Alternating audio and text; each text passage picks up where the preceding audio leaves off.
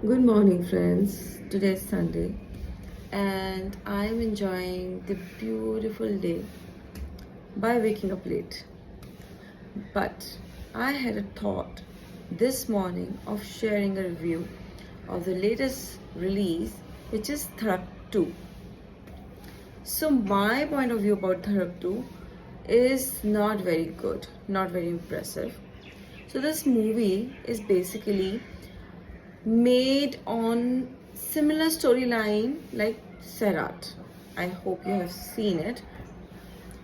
There is community issue, communal issue, caste issue that has been brought up.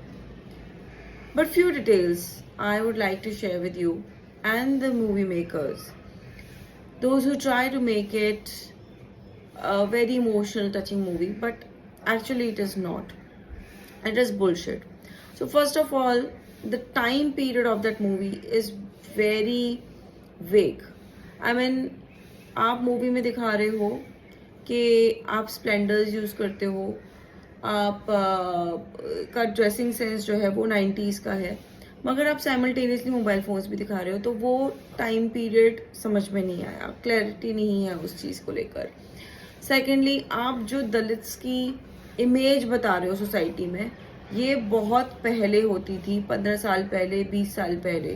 Okay, वो आप image project कर रहे हो current situation में, जहाँ की अभी कास्ट सिस्टम है ही नहीं, बिल्कुल भी नहीं है. Okay, community system I agree there is, but caste system for Hindus are Hindus. Nobody is Dalit, upper class, lower class. There's nothing like that exists in today's time. अभी भी कुछ लोग होते होंगे जो करते होंगे, but that is very small portion of the caste और society that is doing it. But caste does not exist in current stage. दूसरा, आप वहाँ पे जो प्रोजेक्ट कर रहे हो कि एक दलित को इस तरीके से आपने ट्रीट किया है कि वो ट्रैश है and all that thing by a family who is ब्राह्मण.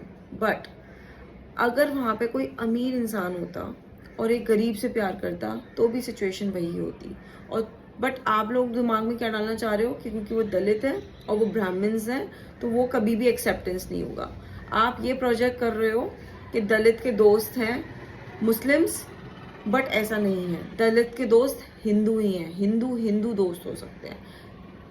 आई एम नॉट सेइंग कि मुसलमान दोस्त नहीं हो सकते, मगर प्रोजेक्ट ऐसा करना चाह रहा है कि भाई मुस्लिम के साथ जो हो रहा है वही चीज दलित के साथ हो रही है.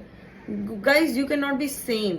यहाँ पे आप अननेसेसरी प्रोपेगेंडा मत क्रिएट करो, लोगों के दिमाग में गंद मत भरो. तो मूवीज और बॉलीवुड ये चीज बहुत करती है, अननेसेसरी लोगों के दिमाग में जो जहर भरती है वो मत भरो. हमेशा हिंदूज को गलत दिखाना, इट्स नॉट राइट. कभी आप टीका लगाए को गुंडा बता देते हो, कभी आप उसको विलन बता देते हो, कभी आप उसको कुछ बता देते हो.